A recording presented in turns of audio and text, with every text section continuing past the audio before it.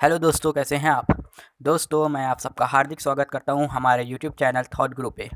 दोस्तों, आज हम लोग मनी के बारे में समझेंगे। तो चलिए दोस्तों, आज की वीडियो को हम लोग शुरू करते हैं।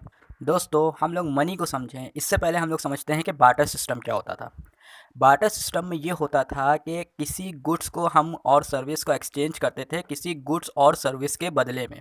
जैसे फॉर एग्ज़ाम्पल मिस्टर एक्स जो है राइस को एक्सचेंज करना चाह रहे हैं वीट के बदले में, और मिस्टर वाई को राइस की ज़रूरत थी और वो वीट एक्सचेंज करना चाह रहे थे राइस के बदले में। तो यहाँ पे जो गुड्स एक्सचेंज हो रहे हैं आपस में, ये बार्टर सिस्टम कहलाता था। और जो इकोनॉमी बार्टर एक्सचेंज पे बेस्ड हुआ करती थी उसको हम लोग बार्टर इकोनॉमी के नाम से जानते थे। तो चलिए दोस्तों, हम लोग अब मनी के बारे में समझते हैं।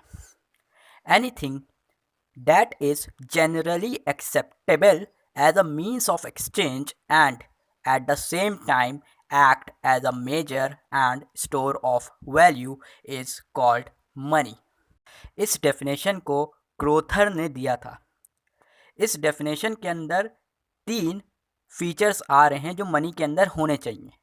पहला फीचर है मीडियम ऑफ एक्सचेंज, दूसरा फीचर है मेजर ऑफ वैल्यू एंड तीसरा फीचर है स्टोर ऑफ वैल्यू। मनी की इसी डेफिनेशन को सबसे सूटेबल माना जाता है। तो चलिए अब हम लोग काइंड्स ऑफ मनी के बारे में समझते हैं। सबसे पहला आ रहा है टोकन मनी। टोकन मनी वो मनी होता है जिसकी फेस वैल्यू उसकी इंट्रिंसिक वैल्यू से ज़्यादा होती है। जैसे 10 रुपीज़ का नोट, 10 रुपीज़ में फेस वैल्यू 10 रुपीज़ है उसकी, लेकिन उसके अंदर जो पेपर यूज़ किया गया है इंट्रिंसिक जो वैल्यू है उसकी वो कम है उससे। अब आ रहा है कन्वर्टिबल मनी। कन्वर्टिबल मनी वो मनी होता है जो ईज़िली कन्वर्ट हो जाया करता था गोल्ड में, लेकिन वर्ल्ड वॉर 1 के बाद से ये चीज़ ख़त्म कर दी गई। अब आ रहा है हमारा इनकन्वर्टिबल मनी।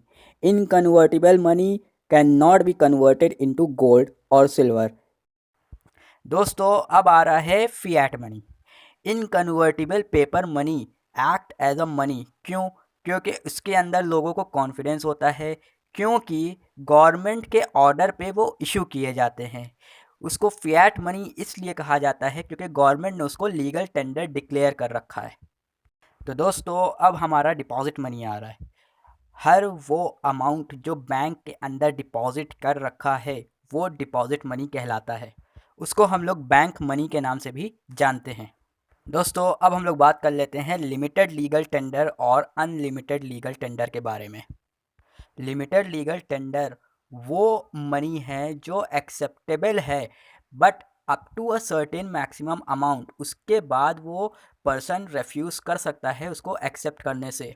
इंडिया के अंदर जो स्मॉल डिनोमिनेशंस के कॉइन्स हैं, जैसे 5, 10, 20, 25 पैसे के कॉइन्स हैं, ये लीगल टेंडर हैं, लेकिन कब तक के एक्सेप्टेबल हैं?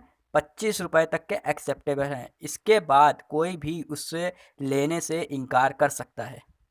अनलिमिटेड लीगल टेंडर मनी वो मनी है जिसकी कोई मैक्सिमम लिमिट नहीं है। यानी जैसे लिमिटेड लीगल टेंडर मनी में हो रहा था 5, 10, 20 और 25 पैसे के कॉइन्स आप 25 रुपये तक के एक्सेप्ट कर सकते हैं, उसके बाद आप रेफ्यूज़ कर सकते हैं। आप एक्सेप्ट ना करें तो कोई दिक्कत नहीं है। ऐसा अनलिमिटेड लीगल टेंडर मनी में नहीं होता है। तो दोस्तों, आज के लिए इतना ही। मैं उम्मीद करता हूँ कि आपको जो हमने चीज़ें बताई हैं वो चीज़ समझ में आई होंगी। और अगर आपको इससे रिलेटेड कोई भी क्वेरी होती है तो आप हमको रीच कर सकते हैं इंस्टाग्राम और फेसबुक पे, जिसकी लिंक हम लोग ने डिस्क्रिप्शन बॉक्स में दे रखी है। आप हमारे चैनल को सब्सक्राइब कीजिए, लाइक और शेयर ज़रूर करिए, ताकि जो है लोगों तक चीज़ें पहुँच पाएँ। और बेल आइकन को ज़रूर दबा दिएगा ताकि आपको आने वाली अपडेट मिल सके। Till then, stay safe, stay healthy. Thank you.